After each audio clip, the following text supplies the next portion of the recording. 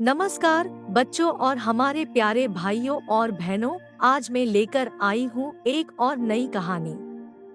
मोहिनी एकादशी व्रत कथा। धर्मराज युधिष्ठिर ने कहा, हे भगवान, मैं आपको नमस्कार करता हूँ। आपने वैशाख मास के कृष्ण पक्ष की एकादशी अर्थात वरुथिनी एकादशी के बारे में विस्तार पूर्वक बतलाया। अब आप कृपा करके वैशाख शुक्ल एकादशी का क्या नाम है तथा उसकी कथा क्या है, इस व्रत की क्या विधि है, यह सब विस्तार पूर्वक बताइए। भगवान श्री कृष्ण कहने लगे, हे धर्मराज, वैशाख मास के शुक्ल पक्ष की एकादशी को मोहिनी एकादशी के नाम से जाना जाता है। मैं आपसे एक कथा कहता हूँ जिसे महर्षि वशिष्ठ ने श्री रामचंद्र जी से कही थी। राजन, आप कृपया ध्यान पूर्वक सुने। मोहिनी एकादशी व्रत कथा।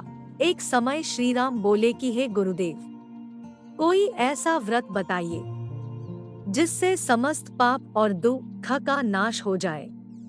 मैंने सीता जी के वियोग में बहुत दुख भोगे हैं। महर्षि वशिष्ठ बोले, हे राम, आपने बहुत सुंदर प्रश्न किया है। आपकी बुद्धि अत्यंत शुद्ध तथा पवित्र है।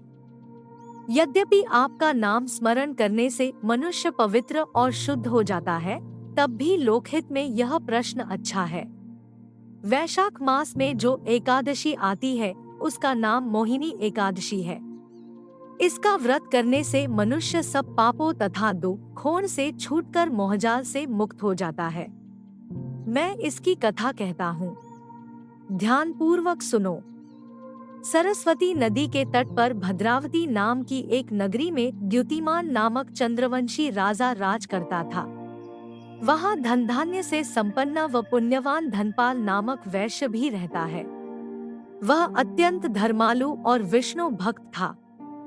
उसने नगर में अनेक भोजनालय, प्याऊ, कुएं, सरोवर, धर्मशाला आदि बनवाए थे।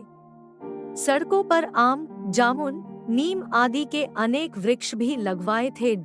उसके 5 पुत्र थे, सुमना, सद्बुद्धि, मेधावी, सुकृति और धृष्टबुद्धि। इनमें से 5वां पुत्र धृष्टबुद्धि महापापी था। वह पितर आदि को नहीं मानता था। वह वेश्या, दुराचारी मनुष्यों की संगति में रहकर जुआ खेलता और परस्त्री के साथ भोगविलास करता तथा मद्यमांस का सेवन करता था। इसी प्रकार अनेक कुकर्मों में वह पिता के धन को नष्ट करता रहता था। इन्हीं कारणों से त्रस्त होकर पिता ने उसे घर से निकाल दिया था। घर से बाहर निकलने के बाद वह अपने गहने एवं कपड़े बेचकर अपना निर्वाह करने लगा। जब सब कुछ नष्ट हो गया तो वेश्या और दुराचारी साथियों ने उसका साथ छोड़ दिया। अब वह भूख प्यास से अति दुखी रहने लगा। कोई सहारा न देख चोरी करना सीख गया। एक बार वह पकड़ा गया तो वैश्य का पुत्र जानकर चेतावनी देकर छोड़ दिया गया, मगर दूसरी बार फिर पकड़ में आ गया। राजाज्ञा से इस बार उसे कारागार में डाल दिया गया। कारागार में उसे अत्यंत दुख दिए गए। बाद में राजा ने उसे नगरी से निकल जाने का कहा। वह नगरी से निकल वन में चला गया। वहाँ वन्य पशु पक्षियों को मारकर खाने लगा।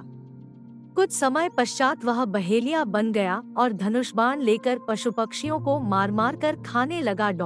एक दिन भूख प्यास से व्यथित होकर वह खाने की तलाश में घूमता हुआ कौंडिन्य ऋषि के आश्रम में पहुंच गया। उस समय वैशाख मास था और ऋषि गंगा स्नान कर आ रहे थे। उनके भीगे वस्त्रों के छींटे उस पर पड़ने से उसे कुछ सद्बुद्धि प्राप्त हुई।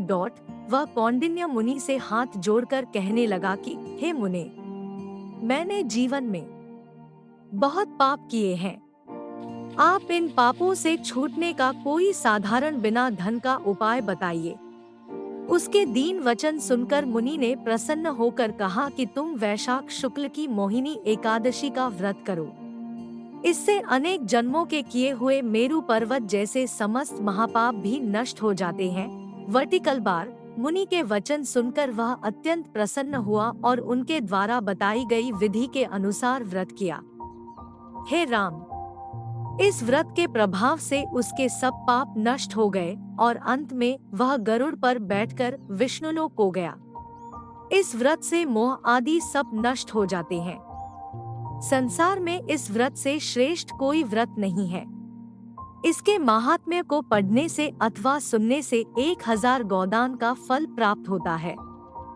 धन्यवाद सभी को। मिलते हैं अगली वीडियो में एक और नई कहानी के साथ। जय हिंद, जय भारत।